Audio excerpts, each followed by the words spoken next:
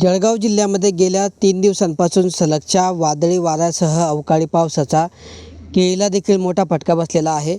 आपण आता जळगाव तालुक्यातल्या ग्रामीण भागात आहोत. या ठिकाणी जर आपण बघितलं तर या केळीच्या बागेमध्ये वादळी वाऱ्यामुळे केळीचं जे आहे मोठं नुकसान झालेलं आहे.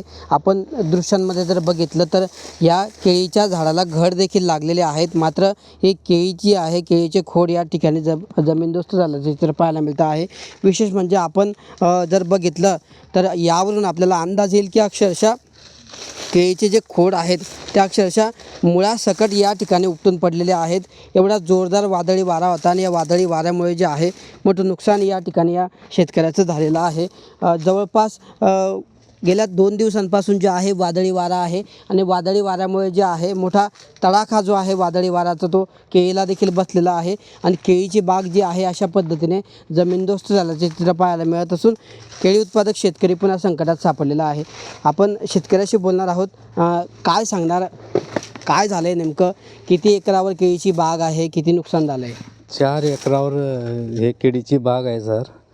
आणि ह्या केळीचा बागेत जेव्हा आपण मग जेव्हा आपण हे आता हे बघितलं ते तर तुम्ही पण आता बघितलं आहे किंवा मी पण बघितलं आहे, तर हे एवढं नुकसान आणि 1 वर्ष नाही तर 2 वर्ष लगातार ह्या जळगाव जिल्ह्याला मिळत आहे. आणि एवढं किती झाडं पडली तुमचे? आमचे 1200 ते 1500 झाडं पडली आहेत. अच्छा, किती उत्पन्न आलं असतं समजा त्याच्यापासून? कमीत कमी 3 लाखाचा आसपास उत्पादन आलं असतं. कशामुळे पडले नेमके ते? हे देवाचं जे हे निसर्गाचा जो वारा झाला किंवा हे जे क्लायमेट चेंज झालं किंवा हे जे मेसेज मिळत आहेत आपल्याला सरकारकडनं बी, पण ते आपण तर काही यांनाच रोखू शकत नाही ना. पण शेवट काय आहे, वारा आहे, पावसाळा आहे, वाऱ्यामुळे एकदम जमीनदस्त एकदम बागा झाल्या आहेत. गेल्या वर्षी पण काही नुकसान झालं होतं का तुमचं? गेल्या वर्षी बी माझा 5000 बाग लगातार मायनस झाला होता, जमीनदोस्त झाला होता एकदम.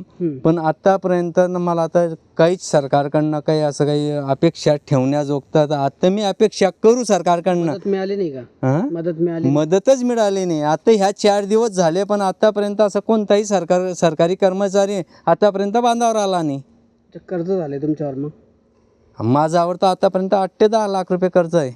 अच्छा, हे नुकसान होते त्याच्यात? हे नुकसान होत आहे. म्हणून आता काय मागणी आहे तुमची? आता माझी काय मागणी आहे सरकारकडनं, तर कमीत कमीत सरकारनं हा विचार करायला पाहिजे तर खतांवर कमीत कमीत रेटचा विचार कमी करून त्याच्यातले रेट कमी करायला पाहिजे. कारण शेतकऱ्याचा माल हा जेव्हा घरात येईल किंवा माल जेव्हा आपण काटून मोकळा होऊ किंवा घरात घेऊन जाऊ तेव्हा तो शेतकऱ्याचा माल बनतो. 4 ते 5 महिन्यापर्यंत तर काही आपला तो माल राहतच नाही. किती मदत मिळाली पाहिजे तुम्हाला असं वाटतं आता या नुकसानाची कमीत कमी 2-3 लाख रुपये तरी मिळायला पाहिजे. अच्छा, तर लागवडीचा खर्च नाही केला तुमचा? म्हणजे कमीत कमीत माझा लागवडीचा आणि त्याचा खर्च निघून जाईल, तोच विचार मी करेल. अच्छा, तर अशा पद्धतीने जे आहे गेल्या 3 दिवसांपासून वादळी वाऱ्यासह अवकाळी पावसामुळे केळी उत्पादक शेतकऱ्याला देखील मोठा फटका बसलेला आहे. तर इतर पिकांबरोबरच फळबागांमध्ये केळीचं देखील मोठं नुकसान झाल्याचं पाहायला मिळतं आहे. जळगाव तालुक्यात देखील केळीचं मोठं नुकसान झालं असून यामुळे केवळ केळीचीच झाडं या ठिकाणी झोपलेले नसून तर या नुकसानामुळे आता शेतकरीसुद्धा झोपलेला आहे. शेतकरी देखील कर्जबाजारी झालेला आहे. गेल्या वेळेचं नुकसान भरपाई देखील आतापर्यंत मिळालेली नाही. यावर्षी देखील नुकसान झालं, अजूनपर्यंत कर्मचारी आलं नाही. त्यामुळे आता काढलेल्या कर्जाची परतफेड कशी करायची आणि कसं जगायचा असा एकच सवाल या शेतकऱ्यांनी या ठिकाणी उपस्थित केला आहे. किशोर पाटील, TV9 मराठी, जळगाव.